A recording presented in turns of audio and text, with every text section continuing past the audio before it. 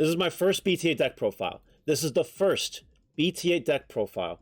This is Black War Greymon red base. That's what this deck is. And to be honest, I'm pretty freaking excited about it. I like the red version of the deck. It does do a good job of controlling and while being efficient with memory. Right now we're trying the red base. We'll try black base eventually, but I've had a lot of success with this deck, which is why I'm comfortable showing this deck off first. I think this deck actually has the highest win rate in my playtesting right now, out of everything. It's very close. So I wanted to show this deck off first, before I become a dark guy for a gaming stan, and then I have to be a dick to everyone. So I hope you guys enjoy the video, and you let me know what you think. Because, yep, red. So for the eggs, just 4 Koromon. I have not needed a 5th egg, so I'm not playing a 5th egg. The game can end on your 4th egg, and usually it does. Usually ends a little bit sooner as well. While it's more of a control deck, believe it or not, you can get really aggressive really quickly, and you can just kind of win the game with some combos. So we're playing the 4 Koromon because when I attack, I want to draw cards. That's it. I don't want to do anything else. My dudes are already very strong. I don't feel the need to have anything else for an egg. If anyone wants to mail me 4 Altar Koromons, please let me know. Thanks. So yeah, those are our eggs. 4 Koromons. Works great. Rookies! 4 Promo Agumon plus 2000 if you're a Greymon. You will usually always be a Greymon, so you're usually always getting plus 2000. Very big. We're playing 4 Agumon BT5 on play at a Greymon or Omnimon at a top 3, and or Omnimon from top 3, bottom deck the rest. Sometimes this whiffs, sometimes it adds both, but usually it adds a Greymon, and that's fine. Then we play 4 of the EX01 Agumon. I really like this card. I like this Inheritable a lot, because it lets you get chip damage, which is really important so far in this metagame, to get chip damage. You evolve a Greymon on top of this, and then you attack. You add a Tamer or an Agumon. If you add a Tamer, we play some good Tamers in this deck. I want all the fucking Tamers. We play Nokias. I want all of my Nokias, and this helps me get there. So 4 Agumon, I think, in the red base is necessary. You can get away with less, but I really like 4 and what it's doing for me. And then I'm playing 1 Agumon Expert to round out the rookies. On play, add an Agumon back to your hand. That's simple. Really easy. 13 rookies is fine. Champions. 4 BT5 Greymon. If you have Agumon and Digivolution cards, gain a memory. If you evolve this with Nokia, it's basically free. Okay? That's it. That's why it's there. Also, Inheritable plus 1000 is really strong. So basically, you can evolve onto an Agumon for free. If it's this Agumon, it gets you some nice chip damage for free while getting you an Agumon or the Tamer. So keeping your rookies alive, or keeping rookies flowing or Tamers flowing. This Greymon is the most important Greymon for sure. The next champion we play 4 of isn't a Greymon card. It's actually Cyclomon. And yes, my proxies are filthy Japanese paper proxies. Look at this. Look at this. Isn't this terrible? But anyway. Cyclomon. It's 5 to play, which isn't bad. It's 2 to evolve, which is fine. It's our first dual color card, which is important, and you'll see why in a bit. Inheritable says when attacking, pop something 2000 or less. If you're running into memory blockers or random shit like that, this will pop things for free. This thing, it happens sometimes. And now the final champion I'm playing right now, and keep in mind, this is testing. I'm still in testing mode with this deck. Just 2 of the original Greymon, security +1. This lets you get aggressive with Black War Greymon. You know how the theory with Jesmon, right? You do a chip damage right away, and then you set up like a Greymon stack or something and swing for game with Jesmon. You can kind of do that with Black War Greymon. Kind of. Having the extra aggression is really good. It comes up against yellow a lot, Mastermon, and I like it a lot. It's cheap to evolve to Greymon, it's good. 10 champions. I really haven't thought about any other champions that have really been like, damn, I wish I had this champion in my deck right now. We haven't got there yet, so I'm perfectly okay with this lineup as it is. Ultimates. We are playing 4 of the new dual color Metal Greymon. So, you choose one of your opponent's Digimon. You trash a Digivolution card You trash the top source of that. You de-digivolve it, basically by 1. And then you delete something with 3,000 or less, which is cool. It comes up. However, that's the least important part about this card. What's really important is that it's multicolor, and then what's really good is its ability. It's inheritable. If this is a Dragonkin or a machine, which most of your stuff is, you can attack unsuspended Digimon.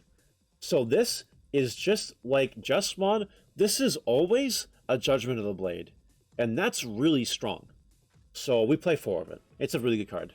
And then the only other Metal Greymon I'm playing in this variant of the deck right now is 4 Alterius mode. Because Alterius chaining and deleting a field level 4,000 DP or less cards is really strong. Plus the inheritable, plus 2,000 DP never hurts either. You have to Digivolve it onto a Metal Greymon and get the pop, and that's fine. Not a big deal. So 4 and 4, I love seeing this card. When I see this card, it puts up so much extra pressure on the opponent because it can hit for a lot of extra damage. And who does not like hitting for extra damage? But it's not extra damage, I mean DP, obviously. Like, there's a lot of big top-end cards, if you think about it. Mastermon is 13k, for example. You have to be able to swing over that, and this helps you with that. It's really easy to get a 14k stack in this deck, sometimes 16k. So that's it for our ultimates. Magas. 4 of the big, new, bad boss monster himself, Black War Greymon. A dual-colored War Greymon that is 4 to evolve. What does this card do, you might ask? Well, let me tell you. When Digivolving this card, if you have a red Digivolution card, you can pick opponent's Digimon. If you have a black Digivolution card, you can pick Tamers. You pick chosen cards up to play costs of 6 or less, and delete them. So it pops 1 or 2 things when you evolve, which is nice. Do you now understand why this is important? And do you now understand why we play 4 Cyclomon? We play 8 dual color cards. Odds are one of them will end up in our Black War Greymon stack, and we'll have flexibility to blow up Tamers. Tamers is very important. If you can just kill Tamers, you're in a super good position. Because you can kind of deal with mob bodies on the board. Thanks to this Metal Greymon, and thanks to Alterius mode, you're popping bodies, and you can attack bodies. So it's not a big deal. So we play 4 Black War Greymon, and then what's even better, all turns once per turn. If an opponent's Digimon is deleted, you unsuspend this. So what ends up happening is, like, you have this stack, let's say, you swing an opponent's Digimon, and you can unsuspend. Attack either another Digimon or security, whatever you want, and then you're clearing boards, you're maybe evolving, clearing another couple cards. This deck is a board control deck. It's not an aggressive red deck. It can turn into an aggressive red deck, but it's all about board control.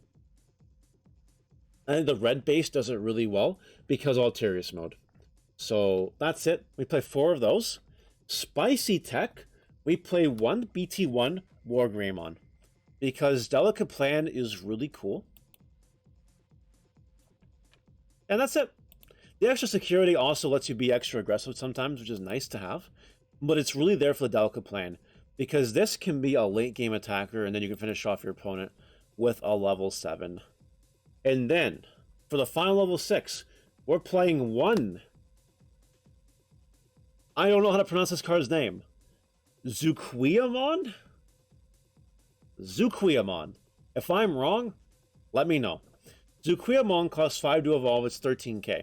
When Digivolving, your opponent chooses a Digimon on their side of the field. You delete all other Digimon besides this and that Digimon. For each Digimon deleted, you gain a memory. And then when an opponent's Digimon is deleted, it gets security +1 for each security, for each Digimon deleted. So this Fire Chicken, this Mega Ultra Chicken, can randomly attack for a bunch of security. It can be a board clear. And then you just swing for like game almost, which is silly. Potentially can evolve for 3 or even 2 if the opponent goes wide enough. There are a couple decks in the format that just go wide, and that's kind of important, which is why we are taking the 1 of this. And it has come up in testing. I like it a lot. If it'll stand the test of time, I have no idea, but I do like it right now, and I do like this in the red version of this deck. If I was playing the black version of this deck, I wouldn't be playing this, but because I'm playing the red version, I do like this card a lot. We're playing 2 Blitz Omni because Blitz Omni for game is really good. This is a deck where you don't necessarily need a cheap hybrid to win, because you're playing board control. If you're controlling their board, you're winning the game anyway. And this deck just does it better than anything else we've had before. Like, people called Chaos Gallantmon a board control deck. This is way better than Chaos Gallantmon. Anyone can fight me on that any day of the week. But the 2 Blitz Omnis are here because they allow you to either poke for game or have additional control. And that's all. That's all it's there for. It sometimes wins games. Tamers. For Nokia, because Nokia is broken. When you play it, you play an Agumon for free, and then every time you evolve into a Greymon, well, whenever you evolve into Greymon or Omnimon, suspend this, reduce the cost by 1. Nokia is broken. This is the reason why alternate Nokias are like almost $40, and why I sold all mine. Because wares are fine for me. Now, the only other tamer we're playing in this deck, we're playing 4 Marcus. We're playing a board control deck, not an aggressive deck. So I'd rather have Marcus than Ty.